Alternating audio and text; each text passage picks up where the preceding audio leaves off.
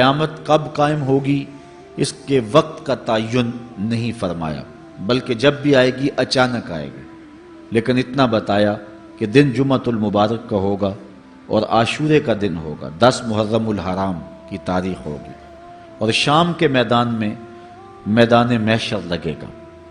اسرائیل علیہ السلام سور پھونکیں گے اور اس کی آواز سے پہلے تو خوف پیدا ہوگا، پھر خوف بڑھتا جائے گا اور آواز بھی تیز ہوتی جائے گی۔ اس کی تیزی اور ہولناکی ایسی ہوگی کہ کانوں کے پردے پھٹنے لگیں گے، پھر اس کے بعد جو ہے وہ ہر شے اڑنے لگے گی۔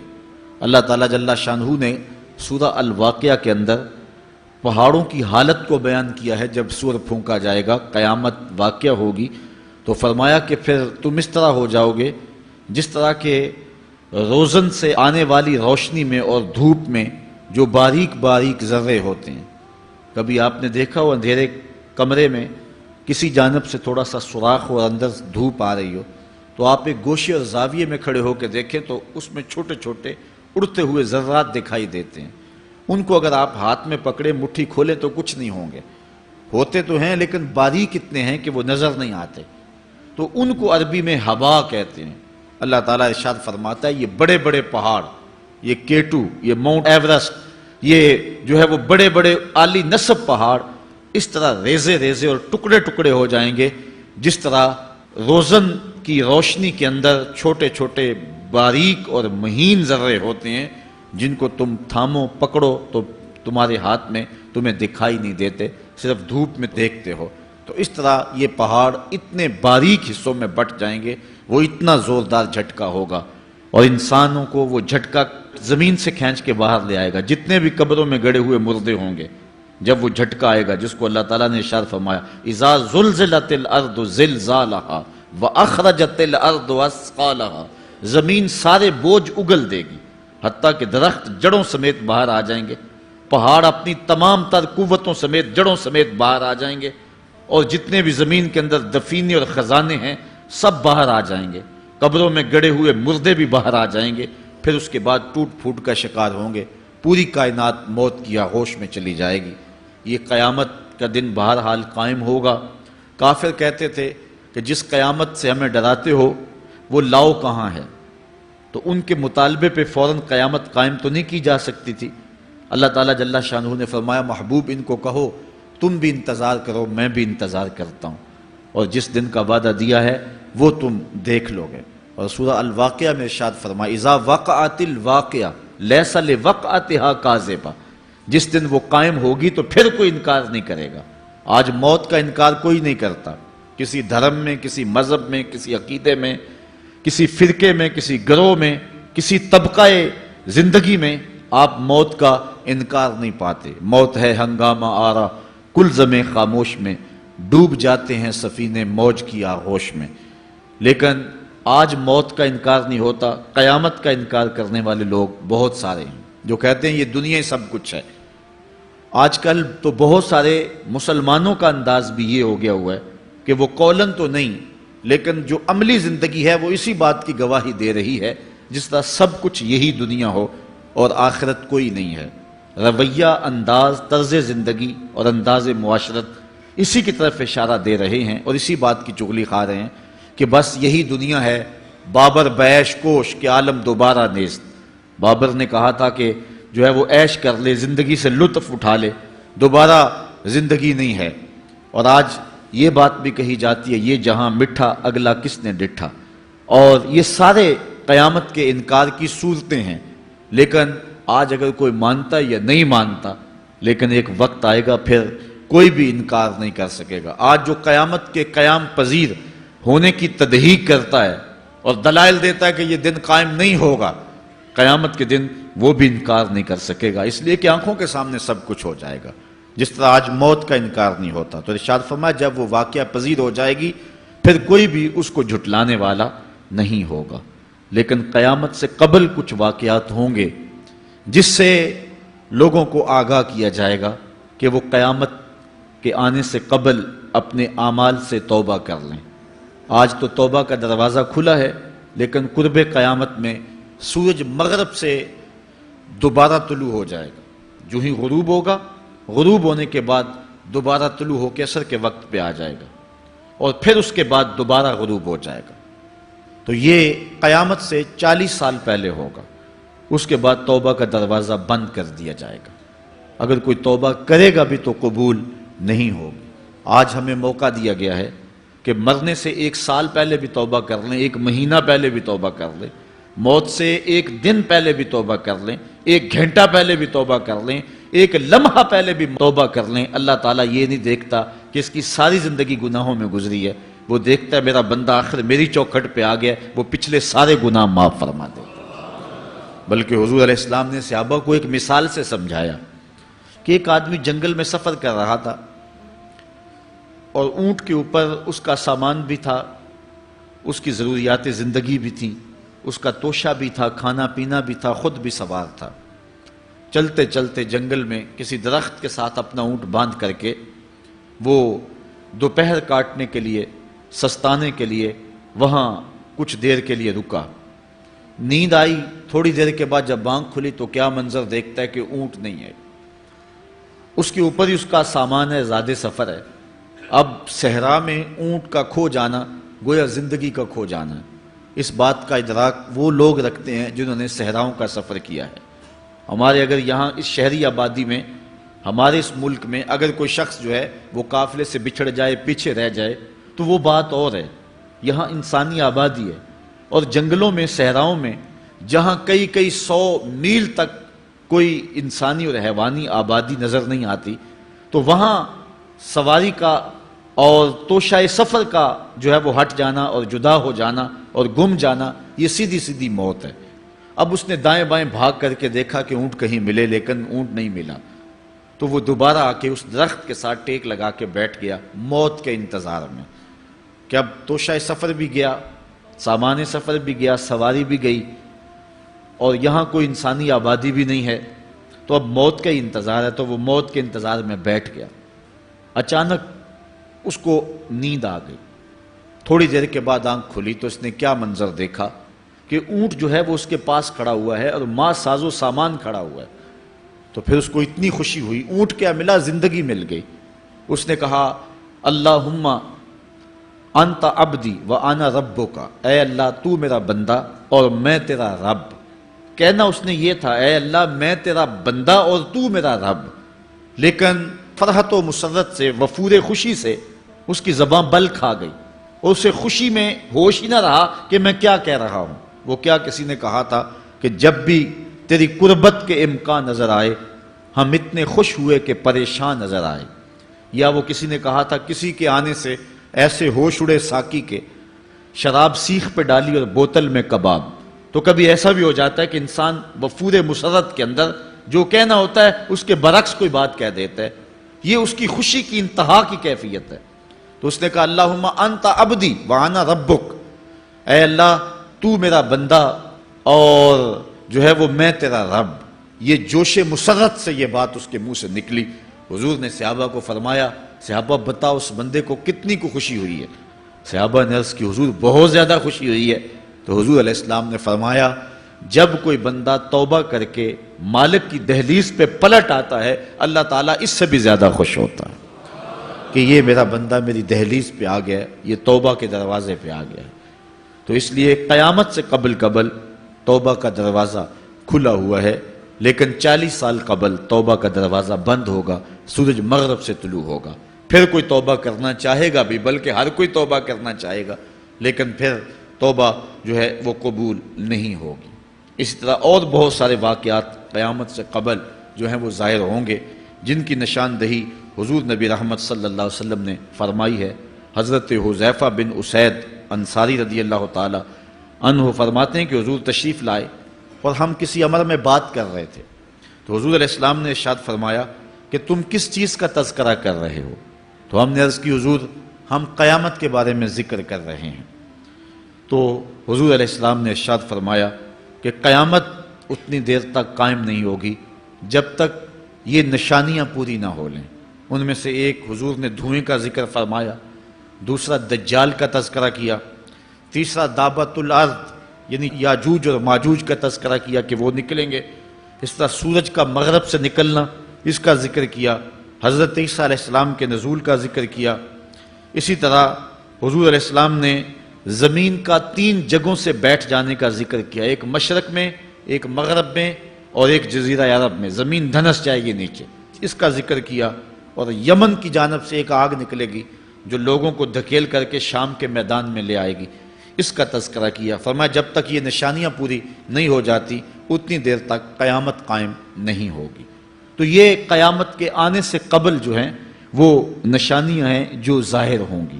اس کے علاوہ قیامت آنے سے کچھ اس سے بھی پہلے نشانیوں کا ظہور ہوگا، جس کا ذکر حضور نبی رحمت صلی اللہ علیہ وسلم نے ارشاد فرمایا۔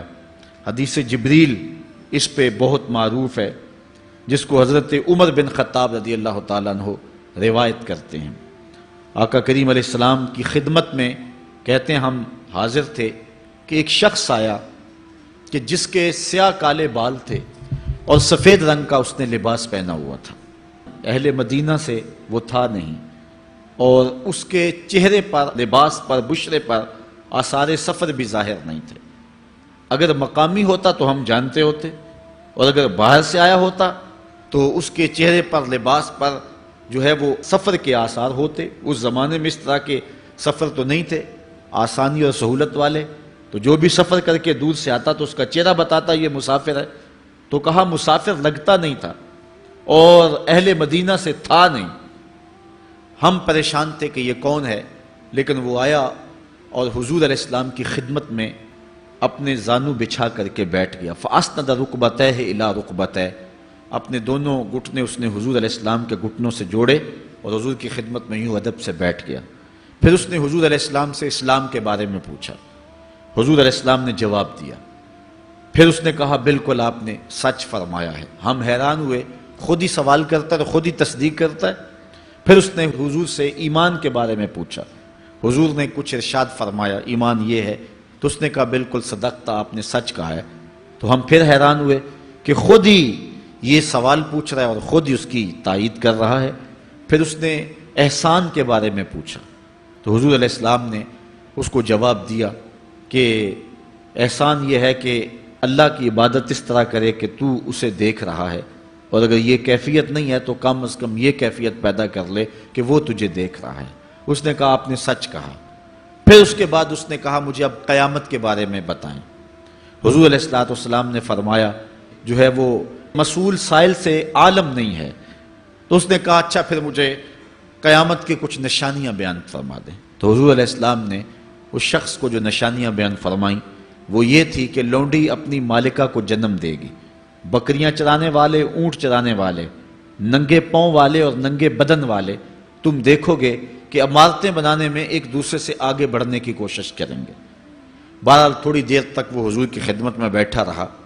اس کے بعد جب چلا گیا تو تھوڑی دیر گزری تو حضور نے فرمایا عمر جانتے ہو یہ شخص کون تھا؟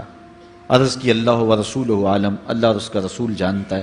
فرمایا یہ جبریل امین تھا جو تمہیں تمہارا دین سکھانے کے لیے آیا تھا۔ تو حضرت جبریل امین نے آ کر کے حضور سے جو 4 سوالات کیے ان میں سے ایک سوال یہ تھا قیامت کب آئے گی اور قیامت کی نشانیاں کیا ہیں؟ تو حضور نے یہ نشانیاں بیان فرمائیں کہ لونڈی اپنی مالکہ کو جنم دے گی، اور یہ نشانی اب ہمارے سامنے ہے کہ آج اولادیں اپنے جو ہے وہ ماں باپ کی آقا بنی ہوئی ہیں، بیٹی آج ماں کی حکمران بنی ہوئی ہے۔ یہ دور جس کی نشاندہی کی وہ بالکل آج ہمارے سامنے ہے۔ حضرت ابو ہریرہ رضی اللہ تعالیٰ عنہ سے ایک روایت ہے جس کو نبی رحمت صلی اللہ علیہ وآلہ وسلم سے وہ بیان کرتے ہیں، بینما النبی صلی اللہ علیہ وسلم یحدث اذ جاء اعرابی فقال متی الساعہ۔ حضرت ابو ہریرہ فرماتے ہیں کہ ہم حضور کی خدمت میں بیٹھے ہوئے تھے، ایک شخص حاضر ہوا، اس نے حضور سے کہا کہ حضور قیامت کب آئے گی؟ یہ سوال کیا، متی الساعہ، قیامت کب آئے گی؟ آقا کریم علیہ السلام نے اس کو جواب دیا، اذا ضیعت الامانہ فانتظر الساعہ، جب امانت کو ضائع کر دیا گیا تو سمجھ لے قیامت آ گئی۔ جب امانت کو ضائع کر دیا جائے گا تو سمجھ لے قیامت آ گئی ہے۔ قال کیف اضاعتها، عرض کی حضور امانت کو ضائع کرنا کیا مفہوم رکھتا ہے، اس کا مطلب کیا ہے؟ تشریح پوچھی حضور سے، تو حضور علیہ السلام نے جو جواب دیا وہ سماعت کیجئے۔ قال اذا وسد الامر الى غیر اہلہ فانتظر الساعہ، فرمایا جب معاملات نااہل لوگوں کے سپرد کر دیے جائیں تو سمجھ لے کہ قیامت آ گئی۔ جب مسندوں کے اوپر مسندوں کے حقدار نہیں ہوں گے، جب زاغوں کے تصرف میں عقابوں کا نشیمن آ جائے گا، جب تخت و تاج کے مالک غدار، بے دین اور نااہل لوگ ہوں گے، جب تخت و تاج کی حکمرانی اور مسلح و امامت کے مسند کے اوپر بیٹھنے والے بھی نااہل ہوں گے، تو پھر سمجھ لینا کہ قیامت جو ہے وہ ظاہر ہو رہی ہے، اور قیامت کا پھر انتظار کرنا۔ آج جس زمانے سے ہم گزر رہے ہیں، ہم ذرا نظر اٹھا کر کے دیکھیں تو جس بھی منصب پر ہم کسی شخص کو دیکھتے ہیں، الا ماشاءاللہ کثیر تعداد یہی ہے کہ نااہل لوگ جو ہیں وہ عالی مرتبت مناصب کے اوپر بیٹھے ہوئے ہیں، جو کہ ان کے حقوق کو اور ان کے انتظام کو بھی نہیں جانتے ہیں، جو اس مسند کے تقاضوں سے بھی آگاہ نہیں ہیں، وہ بھی اس مسند کے اوپر بیٹھے ہوئے ہیں۔ ایک زمانہ تھا، یہ ہمارے بچپن کی کہانی ہے، کہ ایک مرتبہ اسمبلی میں بحث ہوئی آبپاشی کے بارے میں، کہ فصلوں تک معقول پانی نہیں پہنچتا اور جو ہے وہ فصل اچھے طریقے سے جو ہے وہ نہیں اگ پا رہی، اور ہمارا ملک زرعی ملک ہے، تو اس کے بارے میں سوچا جائے۔ تو بہرحال اس پہ جب بحث شروع ہوئی تو ایک رکن اسمبلی اٹھا، اس نے کہا کہ پہلی بات تو یہ ہے کہ فصلوں تک پانی پہنچتا ہی نہیں ہے، اور دوسری بات یہ ہے جو پہنچتا بھی ہے وہ بھی راستے میں جو بجلی والے ہیں وہ بجلی نکال لیتے ہیں، اب وہ بجلی نکل چکی ہوتی ہے پانی سے، اب وہ خالی پانی جو ہے وہ فصلوں کو کیا کرے گا؟ تو جب نااہل لوگ ایسی مسندوں کے اوپر اور ایسے مناصب کے اوپر بیٹھے ہوئے ہوں گے اور ہم لوگ ان کو منتخب کرتے ہیں، تو پھر آپ قیامت کا انتظار کیجئے، پھر قیامت آنے میں کوئی دیر نہیں ہے۔ تو حضور علیہ السلام نے دو لفظوں کے اندر قیامت کے بارے میں یہ بات ارشاد فرما لی۔ یہ میں نے آپ کو اپنے بچپن کی کہانی سنائی ہے، لیکن اس دور کی کوئی ایک کہانی ہو تو میں آپ کے سامنے رکھوں۔ اس دور میں تو جو عالی مرتبت مناصب کے اوپر بیٹھے ہوئے انہیں سورہ فاتحہ تک نہیں آتی، سورہ اخلاص تک نہیں آتی ہے، تو اب بتاؤ کہ یہ قیامت کے قرب کی علامت ہے کہ نہیں ہے؟ آپ دیکھیں جس تخت پہ بھی، جس تاج پہ بھی اور جس مسند اور منصب پہ بھی جو موجود ہے، کیا وہ اس کا حق ادا کر سکتا ہے یا اس کی اہلیت رکھتا ہے؟ وہ کیا کسی شاعر نے کہا تھا کہ ہر شاخ پہ الو بیٹھا ہے، انجام گلستاں کیا ہوگا؟ اور رومی نے اپنے زمانے میں کہا تھا کہ سگ وزیرو گرگ میرو موشرا درباں شود این ارکان سلطنت ملک را ویراں شود۔ یہ ایک دردناک کہانی ہے، لیکن قیامت کی نشانیوں کے حوالے سے آپ اس بات کو سمجھیں اور حضور علیہ السلام کے فرمان کی روشنی کے اندر ہم اپنے حالات کا جائزہ لیں۔ حضرت انس رضی اللہ تعالی عنہ سے ایک روایت ہے، کہتے ہیں سمیت رسول اللہ صلی اللہ علیہ وسلم یقولو، میں نے حضور علیہ السلام کو فرماتے ہوئے سنا ہے۔ یہ حضرت انس رضی اللہ تعالیٰ عنہ وہ صحابی ہیں جنہوں نے 10 سال تک حضور کی نوکری کی ہے، اور کہتے ہیں 10 سال میں ایک بار بھی ایسا نہیں ہوا کہ حضور نے مجھے اف بھی کہا ہو۔ کہتے ہیں کبھی ایسا ہوتا کہ میرے ہاتھ سے کوئی برتن ٹوٹ جاتا، ازواج مطہرات جو ہیں وہ اس پہ ناراض ہونے لگتی، تو حضور علیہ السلام روک دیتے، فرماتے اسے کچھ نہ کہو، اس برتن کی عمر ہی اتنی لکھی ہوئی تھی، یہ اتنے عرصے کے لیے ہی پیدا کیا گیا تھا۔ تو آقا کریم علیہ السلام نے جو ہے وہ ازواج مطہرات کو بھی روکا کہ وہ مجھے جھڑکے نہ۔ خدمت رسول اللہ صلی اللہ علیہ وآلہ وسلم 10 سنین، میں نے پورے 10 سال حضور کی نوکری کی ہے۔ بلکہ جب آپ کہیں گے کہ حضور کے خادم کا نام کیا ہے، سارے صحابی حضور کے خادم ہیں، لیکن نام حضرت انس رضی اللہ تعالی عنہ کا آئے گا، یہ حضور علیہ السلام کے خادم خاص ہیں، اور حضور سے بہت ساری باتیں انہوں نے سنی ہیں۔ تو ان باتوں میں سے ایک بات کہتے ہیں سمیت رسول اللہ صلی اللہ علیہ وسلم یقولو، میں نے رسول کریم صلی اللہ علیہ وسلم کو کہتے ہوئے سنا، ان من اشراط الساعۃ ان یرفع العلم، قیامت کی نشانیوں میں سے ایک نشانی یہ ہے کہ علم اٹھا لیا جائے گا، جہالت پھیل جائے گی، علم اٹھا لیا جائے گا۔ آج لفظ زیادہ ہو گئے ہیں، انفارمیشن زیادہ ہو گئی ہے، لیکن جس کو علم کہا جاتا ہے، جو مومن کے سینے کا جمال اور نور ہے، آج وہ اٹھا لیا گیا ہے۔ آج لوگ کہتے ہیں جی جتنا علم آج ہے اتنا علم پہلے تو نہیں تھا۔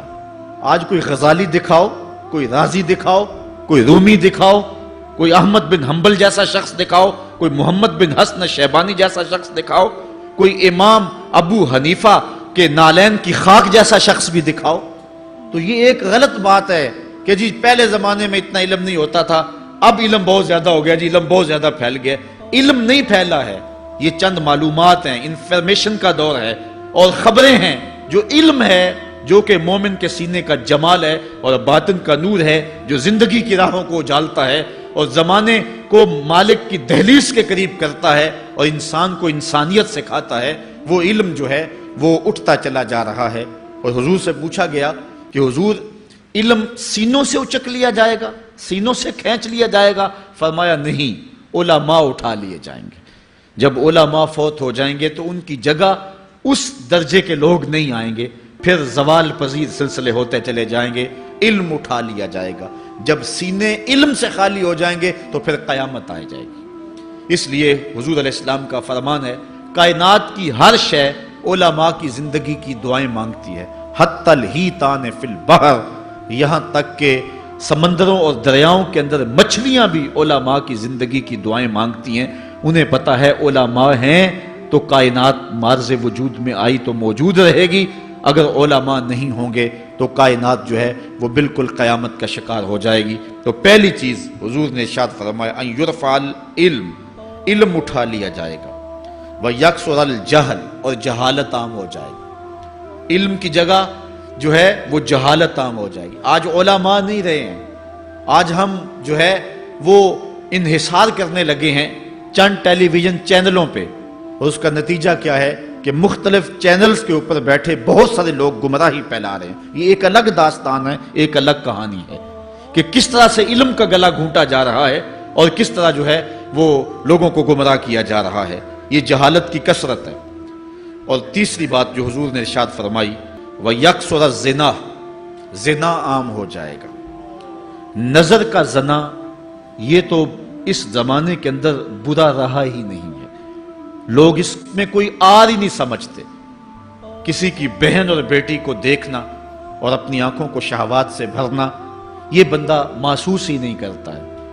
حضور علیہ السلام نے ارشاد فرمایا، من زنا زنیا بہی ولو بہی تان دارہی، جس نے زنا کیا یہ عمل اس کے گھر بھی لوٹے گا، اگرچہ وہ اپنی دیواریں اونچی اونچی کیوں نہیں کر لیتا۔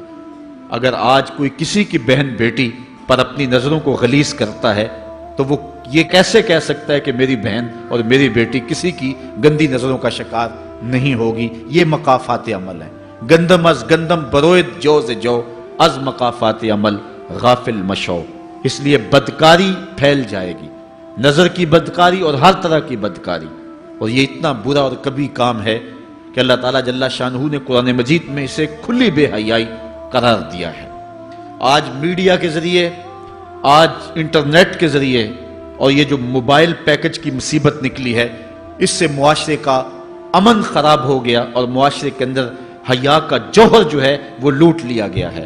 اپنی نسلوں کی حفاظت کریں، ان کے ہاتھوں سے جو ہے وہ ناول چھینیں، اور ان کے ہاتھوں سے جو ہے وہ اس طرح کی مخرب اخلاق سیڈیز چھین لیں، اور ان کے ہاتھوں میں اللہ کا قرآن دیں اور رسول کریم علیہ السلام کی احادیث تھمائیں اور ان کو راہ حق کا مسافر بنائیں۔ یہ ذمہ داری ہے والدین کی۔ کل قیامت کے دن ایک عورت 4 مردوں کو جہنم میں لے جائے گی۔ عرض کیا گیا وہ کیسے؟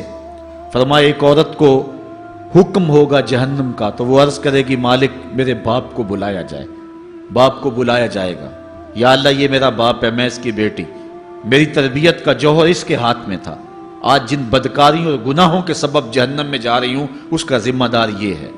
وہ باپ جس نے اپنی بیٹی کو سب کچھ دیا، اپنی اولاد کی تعلیم کے لیے اپنے پلاٹ بیچ دیے، جائیدادیں فروخت کر دی، نہیں دیا تو دین نہیں دیا، کل قیامت کے دن وہ اللہ کے حضور کیا جواب دے گا؟ ارشاد ہوگا اسے بھی پکڑو، اس کے باپ کو بھی پکڑو اور جہنم میں لے جاؤ۔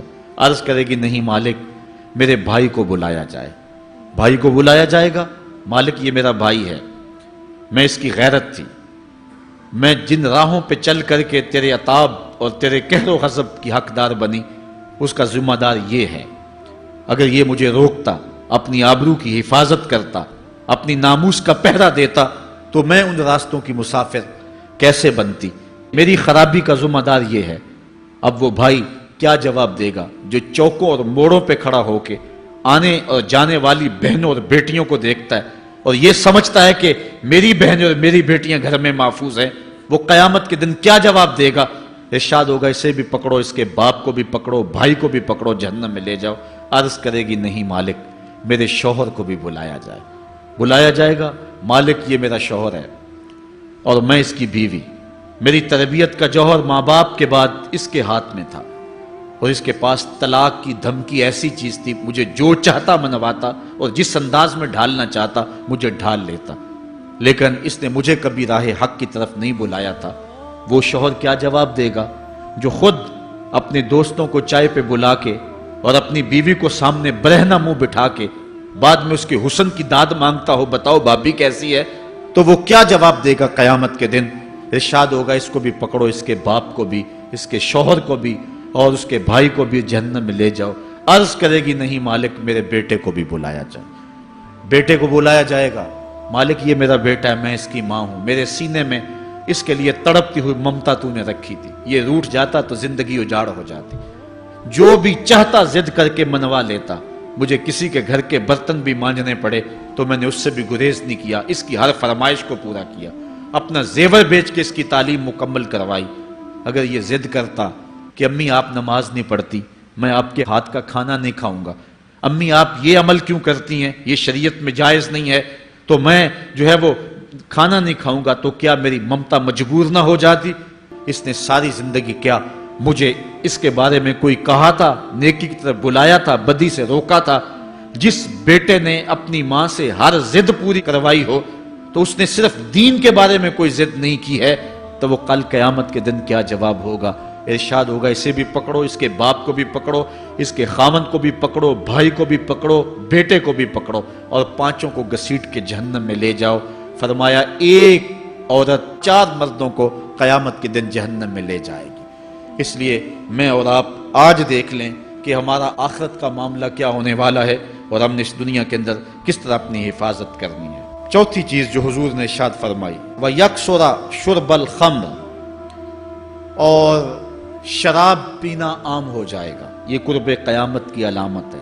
آج ہماری ایلیٹ کلاس میں اور ہمارے آیان حکومت، آیان سلطنت اور سیاستدانوں اور جو ہے وہ عالی نسب خاندان جو شمار کیے جاتے ہیں، ان میں شراب پانی کی طرح سمجھی جاتی ہے، اور آج ہمارے ملک کے اندر جو ہے وہ کتنے شراب خانے موجود ہیں اور کتنے ٹنوں کے حساب سے جو ہے وہ بیرون ملک سے شراب درآمد کی جاتی ہے۔ یہ قرب قیامت کی نشانی ہے کہ شراب عام ہو جائے گی۔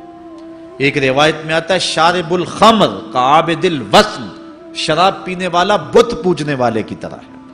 کتنا سخت فرمایا گیا، اور کل قیامت کے دن سخت رسوا ہوگا جو دنیا کے اوپر شراب پیتا رہا ہوگا۔ اللہ تعالی ہم سب کو محفوظ فرمائے۔ وَيَقِلَّ الرِّجَالُ وَيَكْثُرُ النِّسَاءُ، اور ایک نشانی حضور نے یہ ارشاد فرمائی کہ مرد تھوڑے ہو جائیں گے اور عورتیں زیادہ ہو جائیں گی۔ ایک تو عورتوں کی افزائش زیادہ ہوگی، اور دوسری بات مختلف ہنگاموں میں، حادثات میں اور جنگوں میں مرد قتل کر دیے جائیں گے اور عورتیں زیادہ ہو جائیں گی، یہاں تک کہ حضور نے فرمایا حتی یکون ل50 امرأۃ القیم الواحد، یہاں تک کہ 50 عورتوں کا ایک مرد منتظم ہوگا۔ 50 عورتیں ہوں گی اور کمانے والا صرف ایک مرد ہوگا۔ یہ قرب قیامت کے حالات ہیں جو حضور نے بیان کیے۔ حالات اس طرف بڑھ رہے ہیں، اور ایک وقت وہ آنے والا ہے کہ بالکل جو حضور نے فرمایا وہ چیزیں سامنے آئیں گی۔ حضرت ابو سعید خدری رضی اللہ تعالی عنہ سے ایک روایت سنیے۔ حضور نے ارشاد فرمایا مجھے قسم ہے اس رب کی جس کے قبضے میں میری جان ہے، اتنی دیر تک قیامت نہیں آئے گی، یہ وقت بھی آئے گا کہ جانور انسان سے باتیں کریں گے، انسان ان کی بولی سمجھے گا اور وہ ان سے باتیں کریں گے۔ وَحَتَّى تُكَلِّمَ الرَّجُلَ عَذْبَةُ صَوْتِهِ، اور اس کے کوڑے کی جو رسی ہے، اس کا جو پھندنا ہے، وہ بھی انسان سے باتیں کرے گا۔ وَالشِّرَاكُ نَالِهِ، اور اس کے جوتے کا تسمہ بھی اس سے بات کرے گا۔ يُخْبِرَ فَخِذُهُ بِمَا أَحْدَثَ أَهْلُهُ بَعْدَهُ، اس کا گھٹنا اس کو بتا دے گا، اس کے بعد میں اس کے گھر والوں نے جو باتیں کی ہیں، یہ حالات پیدا ہو جائیں گے۔ آج موبائل اور جدید ٹیکنالوجی آ رہی ہے تو اس بات کو سمجھنا مشکل نہیں ہے۔ اس زمانے کے اندر جب کہ ان چیزوں کا تصور بھی نہیں تھا، صحابہ نے پھر بھی یقین کیا کہ ہوگا، حضور نے کہا ہے، اور آگے بیان کیا۔ اور آج تو حالات نظر آ رہے ہیں کہ بالکل جو حضور نے بتایا وہ سب کچھ جو ہے وہ ہونے والا ہے۔ حضرت ابو ہریرہ رضی اللہ تعالی عنہ سے ایک روایت ہے، یہ وہ صحابی ہیں جنہوں نے سب سے زیادہ حضور علیہ السلام کے فرامین امت تک پہنچائے ہیں، کثرت کے ساتھ حضور کی صحبت کا دور پایا اور اصحاب صفہ میں سے تھے، زندگی کا ایک ایک لمحہ حضور کی قربت میں گزارا۔ حضرت ابو ہریرہ رضی اللہ تعالیٰ عنہ فرماتے ہیں کہ رسول کریم صلی اللہ علیہ وسلم نے ارشاد فرمایا، اذا اتخذ الفیء دیوالا، جب مال غنیمت کو، جب سرکاری خزانے کو اپنی ذاتی دولت سمجھا جائے گا، اس میں تصرف کیا جانے لگے گا، سرکاری خزانے میں لوگ جس طرح چاہیں گے تصرف کریں گے، ایک زمانہ آئے گا اور وہ دیکھ لو بالکل ہمارے سامنے۔ والامانۃ مغنما، اور امانت کو مال غنیمت سمجھا جائے گا، جس طرح غنیمت بندہ استعمال کرتا ہے وہ امانت کو اس طرح غنیمت سمجھے گا اور اس کو جو ہے وہ غصب کر جائے گا۔ والزکوٰۃ مغرما، اور زکوٰۃ کو ٹیکس سمجھے گا، مجبور ہو کے دے گا، وہ زکوٰۃ دینا چاہے گا ہی نہیں۔ اور آج کتنے لوگ ہیں جو زکوٰۃ نہیں دیتے؟ اگر لوگ صحیح طور پہ زکوٰۃ ادا کر دیں اور زکوٰۃ کے جو حقدار ہیں ان تک پہنچے تو پاکستان میں صرف 1-2 سالوں کے اندر غربت ختم ہو جائے۔ اتنی دولتیں ہیں لوگوں کے پاس، اتنی جائیدادیں ہیں لوگوں کے پاس۔ ایک تو سارے لوگ زکوٰۃ ادا نہیں کرتے، دوسرا یہ ہے حقداروں تک نہیں پہنچتی۔ پیشہ ور مانگنے والے اور اس موسم کے اندر جو ہے وہ اپنے آپ کو غریب ظاہر کر کے اور مختلف اپنی مجبوریاں ظاہر کر کے مال ہتھیانے والے بہت سارے ہیں، اور زکوٰۃ دینے والا کہتا ہے میں جلدی جلدی فارغ ہو جاؤں۔ جتنی محنت مال کو کمانے میں صرف کی ہے، اتنی ہی محنت حقداروں کو تلاش کرنے کے لیے بھی کرے تاکہ اس کی زکوٰۃ اصل مصارف تک پہنچے۔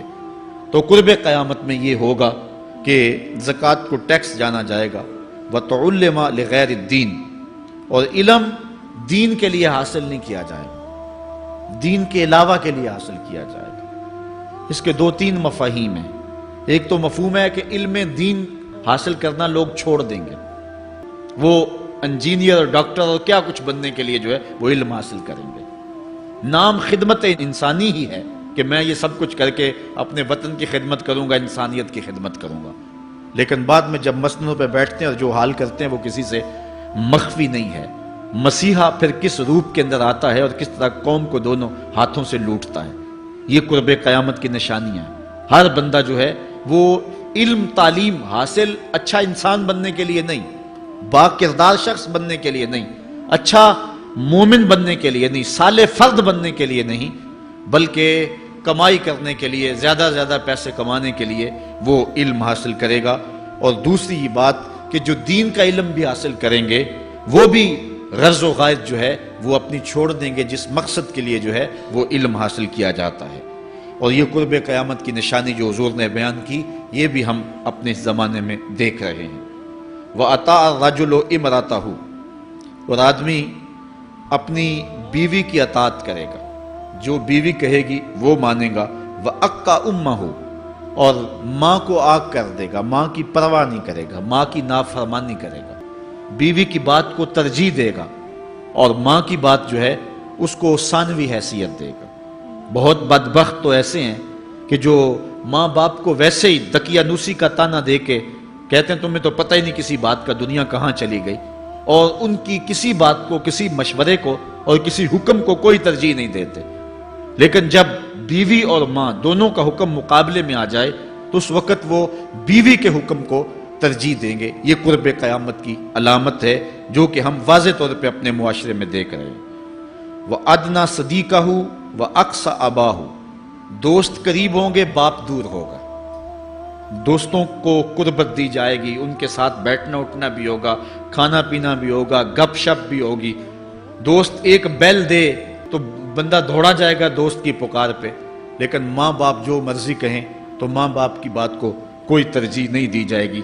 یہ قرب قیامت کی نشانیوں میں سے ایک نشانی ہے اور اس وجہ سے آج لوگ محروم ہو گئے ہیں اور گھروں میں برکت نہیں رہی۔ ماں باپ اگر کچھ کہیں، کوئی چیز لانے کے لیے بھی کہیں تو بچہ 100 بہانے کرتا ہے اور دوست کی پکار پہ لبیک کہتا ہوا بھاگ اٹھتا ہے۔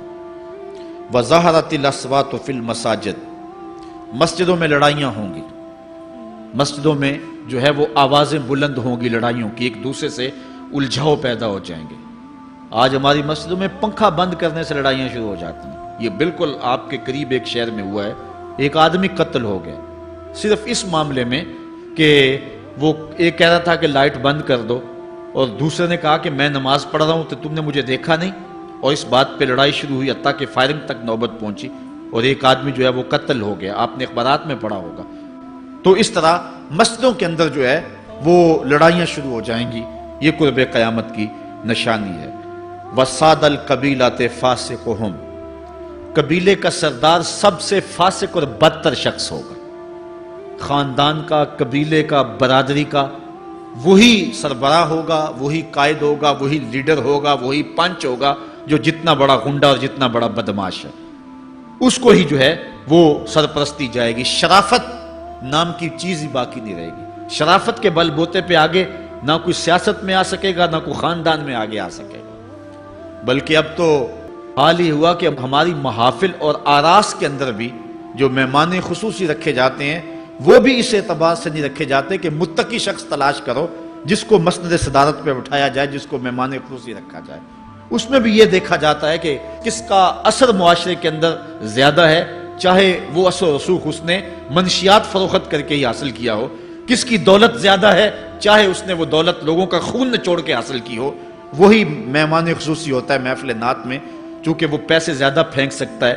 اور ایک غریب آدمی جو کہ تہجد کی نماز پڑھنے کا بھی عادی ہے، اس کو جوتیوں پہ جگہ ملتی ہے، اس کا قصور صرف یہ ہے کہ وہ غریب ہے اور اس کے پاس حرام کی کمائی نہیں ہے۔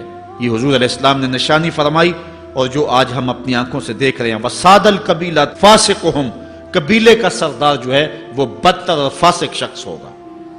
وَكَانَ زَعِيمُ الْقَوْمِ أَرْذَلَهُمْ، اور قوم کا جو سردار ہوگا وہ قوم کا کمینہ ترین شخص ہوگا، یعنی قوم کا جو سب سے کمینہ شخص ہوگا وہ سب سے اونچی والی مسند پہ بیٹھا ہوگا۔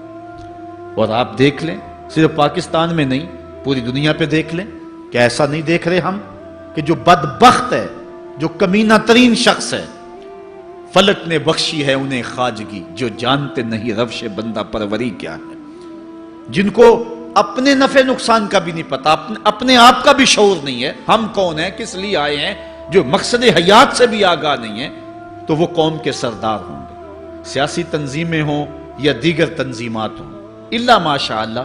اکثر حال یہی ہے جو اللہ کے محبوب علیہ السلام نے بیان فرمایا، جہاں کہیں بھی شرافت، نجابت اور اچھے لوگوں کو برتری ہے، آہستہ آہستہ وہ کم ہوتی چلی جائے گی، اور یہی ہوگا سارے کا سارا نظام جب قیامت آئے گی، تو یہی ہوگا کہ جتنا برا شخص ہوگا، جتنا کرپٹ شخص ہوگا، جتنا ظالم شخص ہوگا، جتنا ڈاکو لٹیرا اور انتہائی کمینہ صفت شخص ہوگا، وہی جو ہے وہ قوموں کا سردار ہوگا۔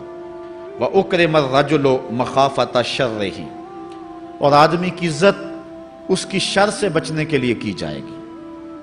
فلاں بندے سے اگر تعلقات قائم نہ رکھے تو ہمیں نقصان پہنچائے گا۔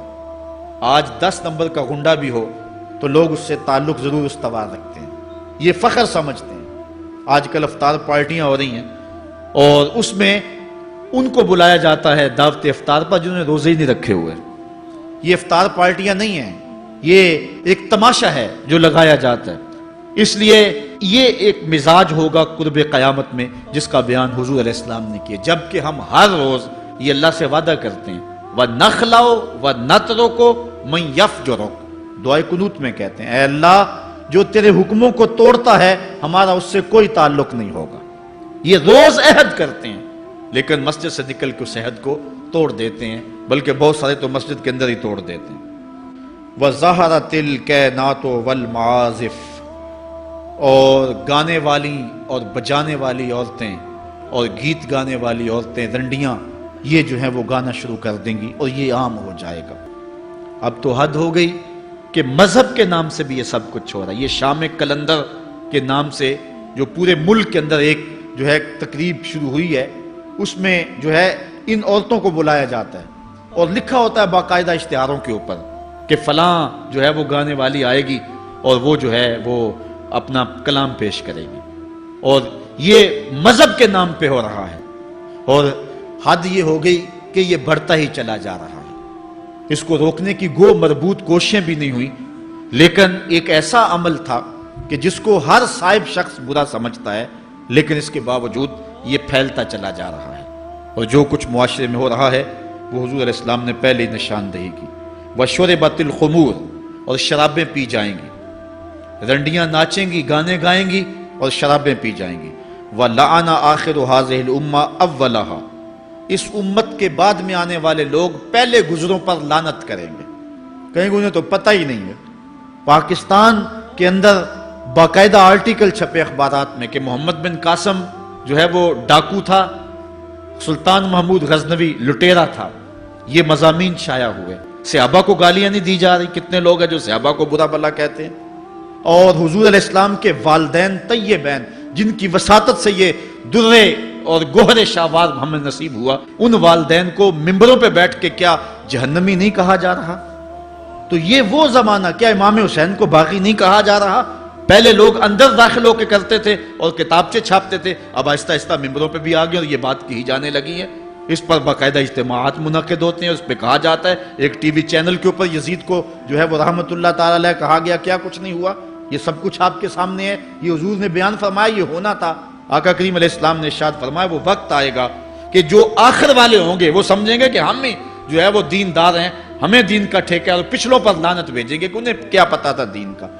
آج پچھلوں کے عقائد پر حملے ہو رہے ہیں اور انہیں مشرک کہا جا رہا ہے۔ میں نے ایک دن کہا تھا یہ بڑے زور سے کہا جاتا ہے جو یا رسول اللہ کہے وہ مشرک ہو جاتا ہے، میں نے کہا دیکھو اس فتوے کا اثر کہاں تک جاتا ہے۔ حضور علیہ السلام کے سارے صحابی آقا کریم علیہ السلام کی موجودگی کے اندر بھی، اور پھر دیکھیے مسلمہ کذاب کے مقابلے میں جو جنگ لڑی گئی، اس جنگ کے اندر حضرت خالد بن ولید نے لکھا کہ کافر بھی اللہ اکبر کا نعرہ لگاتے ہیں، ہم بھی اللہ اکبر کا نعرہ لگاتے ہیں، فرق ہی نہیں معلوم ہوتا اپنا کون سا ہے اور بیگانہ کون سا ہے۔ تو حضرت صدیق اکبر نے لکھا کہ جب وہ اللہ اکبر کا نعرہ لگائیں تم اس کے جواب کے اندر یا محمد آہو کا نعرہ لگاؤ۔ وَقَانَ شِعَارُ الْمُسْلِمِينَ يَوْمَئِذٍ یا محمد آہو، اس دن مسلمانوں کا شعار ہی یہ تھا، جو یا محمد یا رسول اللہ کہتا تھا وہی مومن مانا جاتا تھا، باقی کو تہہ تیگ کر دیا جاتا تھا۔ تو اگر یا رسول اللہ کہنا شرک ہے تو پھر سارے صحابی، وہ 10,000 صحابہ جو جنگ یمامہ میں شامل تھے، ان کے بارے میں پھر کیا کہو گے؟ پھر حضرت زین العابدین کے بارے میں کیا کہو گے جو کربلا کے میدان میں مدینے کی طرف منہ کر کے کہہ رہے ہیں یا رحمت للعالمین ادرک لزین العابدین؟ پھر حضرت زینب کے بارے میں کیا کہو گے؟